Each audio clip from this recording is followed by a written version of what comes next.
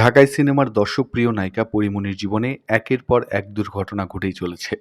২৩ November তার নানার প্রথম মৃত্যুবার্ষিকী, যে কারণে বরিশাল গিয়েছেন তিনি। সেখানে যাওয়ার পর একের পর এক মৃত্যুর সংবাদ পাচ্ছেন এই নায়িকা। প্রথমে খবর এলো তার প্রথম স্বামী মারা গেছেন সড়ক দুর্ঘটনায়। এর একদিন পরেই অভিনেত্রীর প্রথম সিনেমার পরিচালকও পাড়ি জমালেন না ফেরার দেশে। যার হাত ধরেই এই ইন্ডাস্ট্রিতে এসেছিলেন, সেই মানুষটিকে হারিয়েই যেন পরীমনি ভাষা হারিয়ে ফেলেছেন। আক্ষেপ করে বললেন, ওস্তাদ আপনিও চলে গেলেন। আজকের দিনেই আমার নানা চলে গেল। আমাকে মাফ করে দিয়েন ওস্তাদ, আমাদের শেষ দেখা হলোই না। এদিকে পরীমনির কষ্টের আরও একটি কারণ হলো তার প্রথম স্বামীর মৃত্যু। ইসমাইলের মৃত্যুর পর যেভাবে সংবাদ প্রকাশ হয়েছে, বিষয়টি নিয়ে অভিনেত্রী মনে বেশ আঘাত পেয়েছেন। পরীমনি বলেন, নিজ বাড়িতে গিয়ে এমন খবর শুনবেন তা ভাবতে পারেননি।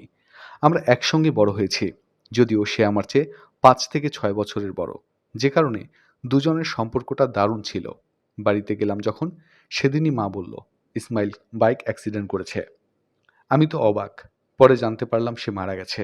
আক্ষেপের সুরে পরি বললেন, আমি এসেছিলাম নানুর প্রথম মৃত্যুবার্ষিকী উপলক্ষে, আর এসে ওর মৃত্যুর খবর শুনলাম।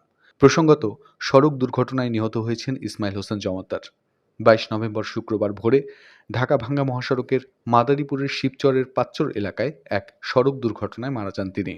নিহত ইসমাইলের চাচা কবির হোসেন জমাদ্দার গণমাধ্যমকে বলেন, ইসমাইল তার বন্ধু মনিরকে নিয়ে বৃহস্পতিবার রাতে বাড়ি থেকে মোটরসাইকেলে ঢাকায় যাচ্ছিলেন।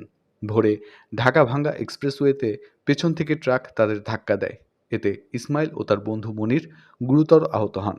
পরে স্থানীয়রা তাদের উদ্ধার করে ঢাকা মেডিকেল কলেজ হাসপাতালে নিলে চিকিৎসক ইসমাইলকে মৃত ঘোষণা করেন, আর মনিরকে প্রাথমিক চিকিৎসা দিয়ে আগারগাঁওয়ের পঙ্গু হাসপাতালে ভর্তি করা হয়। পঙ্গু হাসপাতালে মনিরের একটি পা কেটে ফেলা হয়েছে। তিনি আরও বলেন, শুক্রবার রাতে ইসমাইলের মরদেহ বাড়িতে আনা হয় এবং রাতেই জানাজা শেষে ছোট্ট শৌলা গ্রামের বাড়ির পারিবারিক কবরস্থানে দাফন করা হয়। এরকম আরও অনেক ভিডিও পেতে নিউজ এক্সপোজার টিভির সাথেই থাকুন। চ্যানেলটি সাবস্ক্রাইব করুন এবং সাথে বেল আইকনটি বাজিয়ে দিন। আসসালামু আলাইকুম।